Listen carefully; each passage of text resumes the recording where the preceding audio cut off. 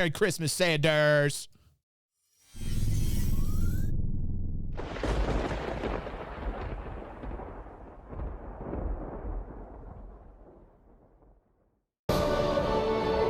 Wow, look at this.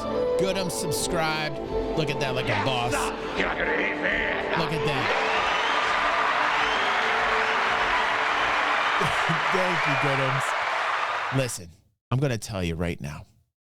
I am going to appease my Star Citizen fans. We're going to watch an ERAD video, one of my besties on the internet and in real life too. I got to go visit him. He's in Taiwan. One day when I get the money, I want to go over there. I want to vlog the whole experience, go over, chill out with my friend ERAD. He's going to show me the coolest places to like hang out, and he's going to get in trouble with his wife because I'm going to like get him in trouble. We're going to do crazy things in Taiwan. And, you know, his whole family will essentially disown him for hanging out with me. And we're going to film it. And we're going to film it all. And that's what we do on DG360. We're responsible for a lot of divorces. All right. I'm proud of that. Now, let's watch 13 expectations for Star Citizen in 2024. And really, I feel like ERAD has already jinxed us by saying 13. Doesn't he know? Could he have not said 12 or 14? I feel like we just jinxed 2024. But we're gonna pretend like we didn't. ERAD, it's all your fault. It's all your fault. Now let's watch the 13 expectations and pretend it's not 13. Let's pretend it's 14, okay? In 2024, let's watch my friend ERAD. Hello and welcome to the channel. It's ERAD, and so in today's video I wanted to do my obligatory Star Citizen expectations for the upcoming year. Yes, it's the end of the year, and it's something that I've done since the end of 2018. Time flies, and it's always a lot of fun trying to make some educated guesses about what our experience will be in the near future based on the cues and information that Colonial Period Games have given us over the past couple of weeks. So, eager to have an idea about how Star Citizen may change in 2024? Well, let's check it out right now and hang on because that's going to be a wild one. We watched that. We watched that on C. Frank's channel. What's this called? A moot or something? Alright, so we will first talk about what is nearly confirmed here, and I say nearly because anything can happen and there can always be some unexpected delays. But in 2024, expect Star Citizen ships to fly drastically different as master modes will be making their way into the game. Now, you can already learn to fly with master modes in Arena Commander right now, and I strongly suggest you do. Yeah, and I have tried it. I haven't really listened to anybody's opinion on it. I know Avenger 1 did a video on it, and I can tell you right now with master modes, they're making flying a little bit more simplistic with master modes. I've busting it down, I think, to the shortest narrative I can think of, my opinion of master modes is that they're trying to capture more gamers to make the flying essentially easier without watering it down too much. I think there's a lot of work that still needs to be done with the entire flight model. I understand the direction they're going. There's a couple things I'm not happy about, but I understand the direction they're going, and I think that it's still way too early. I think there's going to be a lot of tweaking with the whole flight experience. But let's keep going. Given how different it is and how it changes the way we fight, as well as the vulnerability of your ships. You should also expect freight elevators. I wouldn't be surprised if this is a feature that comes with Star Citizen 3.23, which should be the first update of 2024. That should come in March of next year. You will be able to store your cargo, your ships, your vehicles, your items, and your components, and it will be all persistent.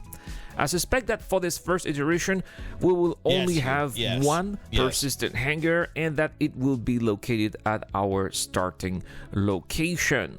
Also, I think that if you want to store your items in the future, I would recommend you choose a centrally located location like Hurston, but who knows, maybe we'll be able to have one at every landing zone further down the line. A lot of physics, The UI is also expected to see a drastic change, whether it's going to be for FPS combat, game interactions, and even the star map. This one really cannot come soon enough. It is set to finally get its much needed complete rework, and overall these UI changes should provide us with some much needed quality of life improvements. Squadron 42's character customizer is also going to make its way into Star Citizen. We've seen the first iteration of Star Hair in Star Citizen at 3.22, but this tech will truly come into fruition when all of its customization possibilities will be made available to us, including tattoos, piercing, and beards, as well as an infinite amount of possible hair color choices. The new distribution centers will also make their way into Star Citizen in the first half of next year. And this one I believe will be for the second update, because this is going to involve a lot of gameplay, including new missions, NPCs going by their business. It's not just about placing these locations, but also adding the life around it. So these are going to be completely different than loose, boring bunkers that we have had since Star Citizen of a 3.3.5, which I don't think are going to completely go away after all. They've created missions and gameplay for them too, but we'll probably see a large chunk of them being replaced by the new distribution centers. So next, how about vehicles? Those are the staple of the game, and always are a great way for CIG to make money with new concepts. That's such a good comment, because I felt that way. I feel that way both about physics, in flight, physics in general, physics in zero-G, physics in the atmosphere specifically. So Flood said, I just want flight to actually look like the ships are flying and not look like they're attached to puppet strings. So essentially, I'm cool with the way that it looks now in zero-G. In space, on planets and moons with low gravity, okay, I can deal with that. But atmospheric flight is huge and should look like atmospheric flight. And I totally agree with Futz's statement right there. Abso-friggin-lutely. Or straight to flyable or drivable vehicles. Well, I think that it would be a surprise here to see Clan Imperial Games expand on the newly created MKII brand. Rumors have it that a new Heavy Fighters is in the work, and we could be hearing about it for Invictus Fleet Week. I think that there's also a push to release more RSI ships, including the Polaris as well as the Apollo. I agree with them. And we could also see more ground vehicles coming in, like the G12 from Origin. 2024 should also be the year of Star Citizen Alpha 4.0 and the release of the Pyro system, along with... Again, couldn't agree more with my fans here. Red Bear, my super mod. By the way, Red Bear, hold on. It's been a while since I pushed Red Bear's button right here. You gotta watch out. He's got the green tickle soul. He's Red Bear. He's #1. Red Bear. So Red Bear says, and I want to feel the weight of the ships, specifically and especially when landing them. Now it feels like they are made of paper.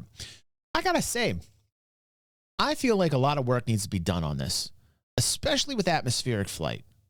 Physics in general.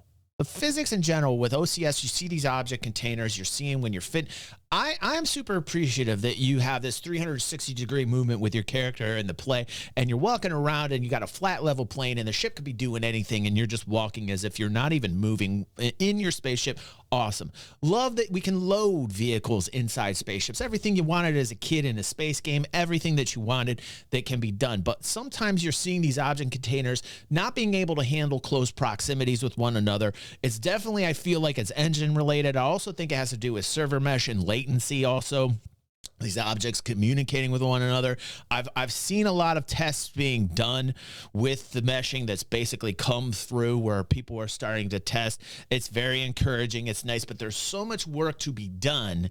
And I definitely want physics worked on.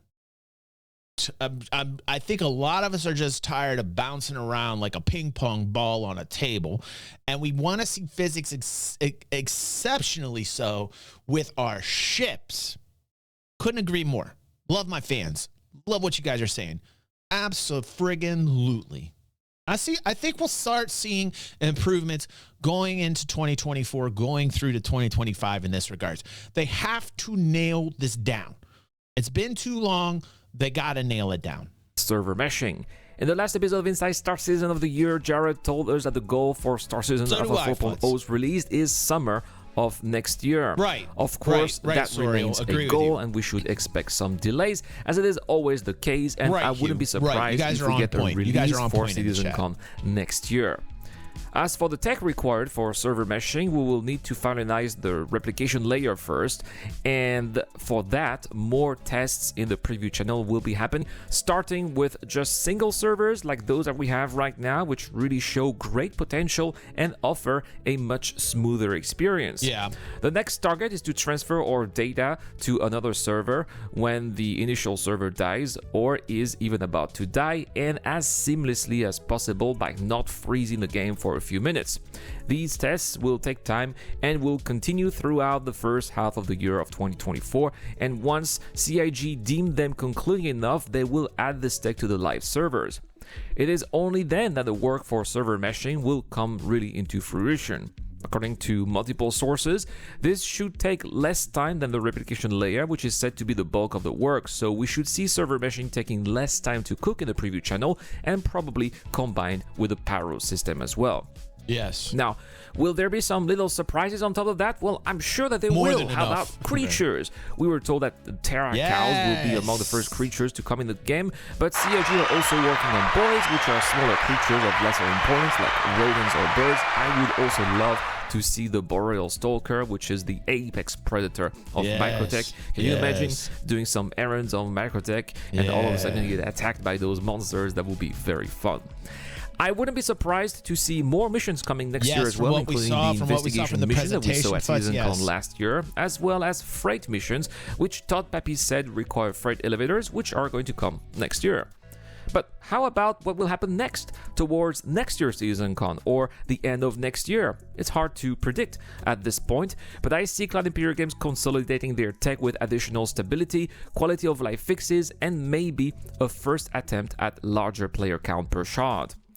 I think that we will also hear more about the resource management system, which seems to be needed more work here, and base building, which is definitely going to need that tech. I don't think base building is actually going to ship in 2024.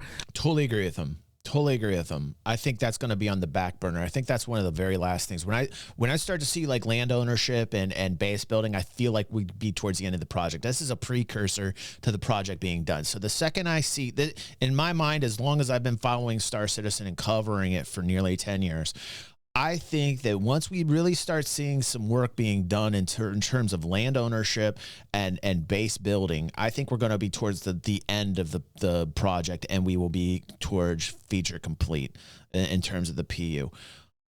Once I see this, I'm going to call it out. I'm going to sound the alarm, and I'm going to tell everybody we're getting close to the end. Once I really see a lot of work being done down here, because this is the retention. This gameplay is the retention that makes the game successful. When people like what we can do now with hangars and be able to like hoard all of our assets now, all of our items, is such a big step in the right direction to keep people playing the game. But once we get like the total package and we have our bases and land ownership is a thing, and that is just, that's when the game is like, to me, the game, when you really are grabbing on to the players and you're keeping them playing.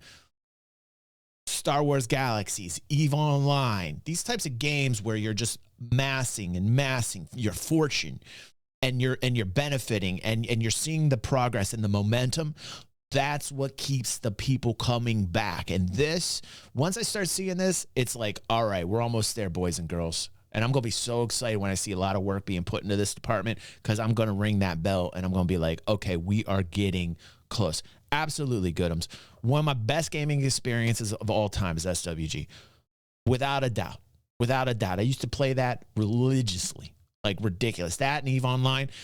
I feel when we get towards this phase, I'm going to be a happy boy. I'm going to be smiling from ear to ear because I know that we're close. And I agree with ERAD. I don't think we're going to see a lot of work towards this. We might see like a smattering of it. But when the real work's being put in towards this, woo, we're getting close. We're getting close. But we will definitely have some dedicated episodes of Inside Star Citizen. Good to see you, on the Black topic. Eagle. Also, I think that once the power system releases... And Aether's right. And by that, let me say it will not end or stop. I should add that as well, because Aether is correct. He says, I don't think the game development will ever really end. I think there will be a point where they have added all the elements they originally promised, but they will always be working on developing the game and the engine. They've already been doing that. Start with planetary landing, right? Yes. And I'm going to applaud you on that one, Ether. You are 110% correct. They won't ever stop because they've got a lot of people on the real business side of things. Cloud Imperium and Chris, they've got a lot of people working for them. And the biggest concern I have moving forward in terms of the real world business applications, people's jobs, is how do you keep the revenue coming in? Because we were told that at the point this was feature complete, or we were able to call this a game, right? And all the mechanics and the loops are in to the point where it's so full that we're having the greatest time playing, that it is feature complete, that ship sales in terms of buying them with real dollars, real money, whatever your currency is, will stop. Essentially, Chris said, okay, when this is feature complete, when this is out there, we're going to stop the ship sales and everything will be purchased in game with credits. That's my concern. Like that transition phase, that's kind of like where I'm like, okay, well, how do we continue to bring in the revenue and continue to work on the game? Because you're going to want to keep the people that are working for you, right? The revenue being brought in from the ship sales is probably around 80%. You know, I'm speculating, I'm kind of guessing, taking a shot in the dark. But the ship sales, I would say, being somebody that follows the financials that I do every year, I always do a breakdown on their balance sheet, what they're doing. I'm very into that. I would say ship sales are 80% of the revenue that they're bringing in. And I think that's even modest. I would even say I really think it's closer to 85%. But let's just say 80%. So what happens going forward when we're feature complete?